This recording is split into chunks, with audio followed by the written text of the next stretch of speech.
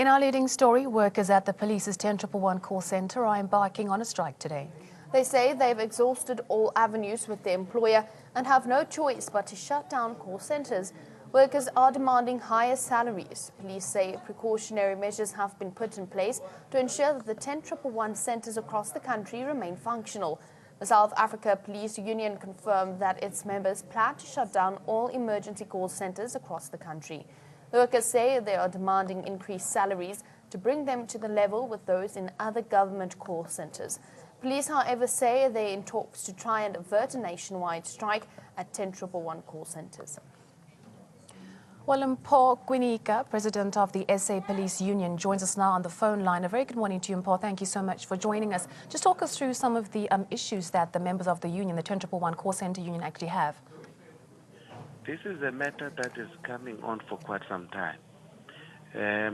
It is coming from the time when the National Commissioner was General Pierre, and up until today, these matters hasn't been resolved. And what are the matters? It is the issue of salary gradings from salary level 5 to salary level 7. This is not a thumbsucked, information that they deserve to be at salary level 7. This is the information which emanates from a work study conducted, including General Mothiba, who by then was a provincial commissioner for Gauteng. So this matter was not resolved. It has found him now as the acting national commissioner of police. So we don't understand the reason why it is no longer doable today. That is the national commissioner of police, but it was doable then when he was a provincial commissioner of Gauteng.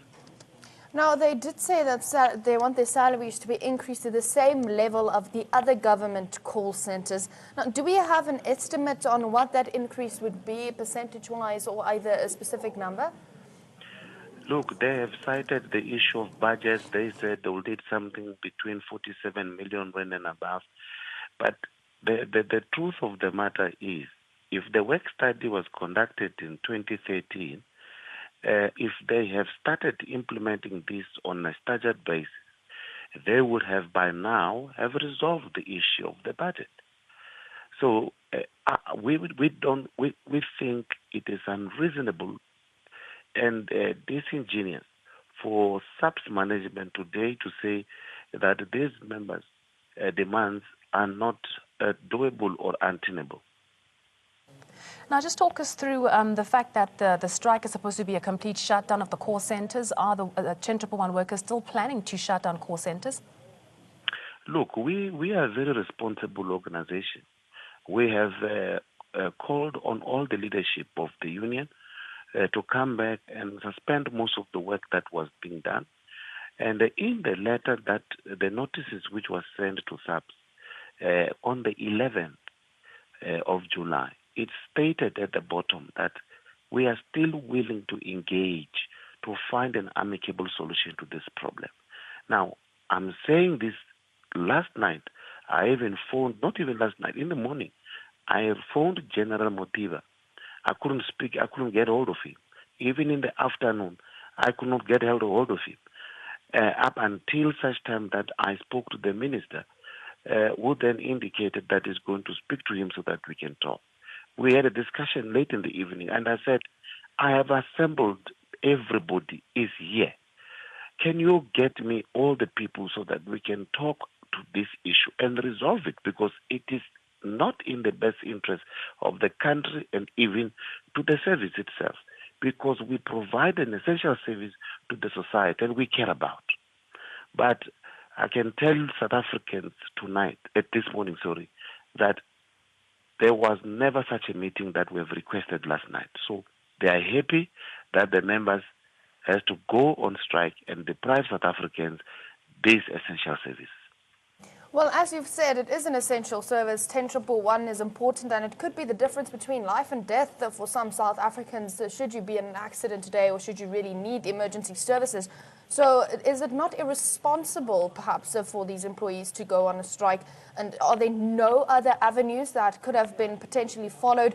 Well, isn't it putting potential innocent lives at risk of South Africans? Is this fair to the South African citizens? I don't think it is fair to South Africans. But this should not be attributed to the members or the union. This is an issue that must rest squarely on the unwillingness from the employer to engage in good faith. You see, when you are in an environment such as this one, you need people that are not politically driven. People who do not think politically, people who think that when a service such as this is not provided to South Africans or one person, there is a likelihood that a person may die. So it is a matter that needs some sort of responsibility. There's some sense of, understanding the environment under which we operate. And we as a South African Policing Union are saying, should there be any mishap during this time, the police management must take full responsibility for that.